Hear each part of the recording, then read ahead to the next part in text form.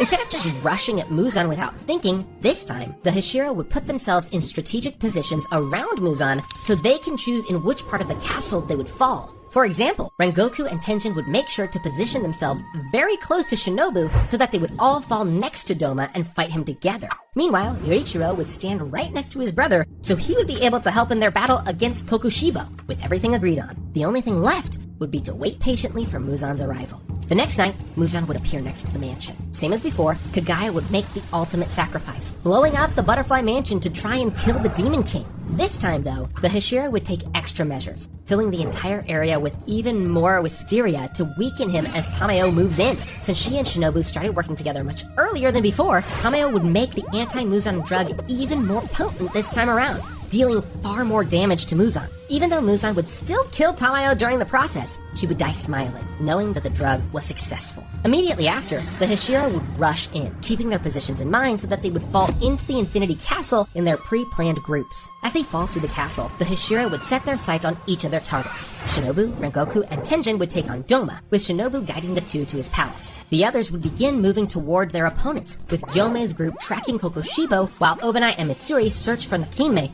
in order to destroy the Infinity Castle. All the while, Muzan would go into his recovery state at the center of the chaos. It wouldn't take long for Shinobu to track her prey, and a fierce battle would instantly break out with 3 Hashira engaging Doma together. Shinobu's extended period of working with Tamayo would pay off in this lifetime. As Rengoku keeps the upper two busy with his intense flame attacks, Shinobu would execute a move that stabs him multiple times, each stab injecting more and more concentrated poison that she and Tamayo perfected over the years. Despite Doma's strength, for a short time, he would be completely immobilized by this new poison, and that's all the Hashira would need. Instantly, Rengoku and Tenjin would leap toward Doma with their strongest attacks and cut his head clean off. To prevent the demon from healing, Shinobu would step forward, looking her sister's killer in the eye, before injecting even more poison straight through his head, killing him for good. With their battle won, they would head off toward another part of the castle, determined to help the others. Around the same time, Gyome's group would encounter Kokushibo a bit earlier, since they would already know their way through the castle. Sensing the combined strength of the Hashira,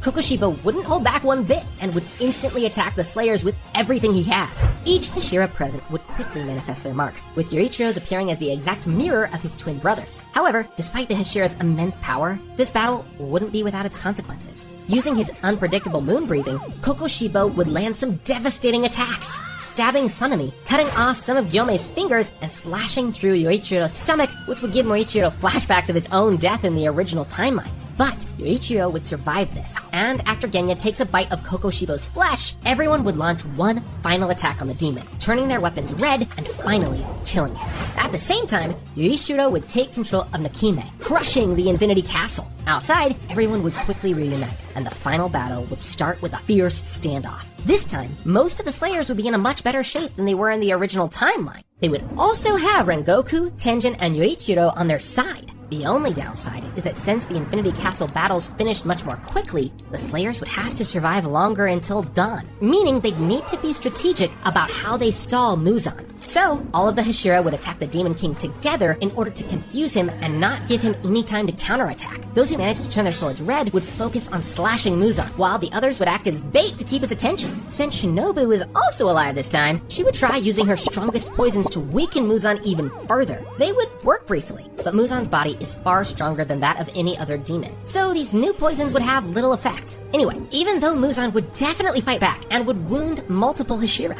in the end, there really isn't much he can do. As the sun begins to rise, Tanjiro would jump toward him to deliver the final blow with the 13th form of sun breathing. As Muzan starts disintegrating, the other Hashira would jump in to take Tanjiro away, knowing that Muzan would try to turn the boy into the new Demon King. With Tanjiro out of harm's way, Sanemi, Giyu, and Gyome would stay near Muzan to battle his giant baby form. Soon enough, the sun would fully rise, and despite his attempts to escape, Muzan's body would completely disintegrate, bringing an end to the era of demons. And yeah, in case you're wondering, this means that every Hashira would survive the encounter and get to live out their lives peacefully as normal humans.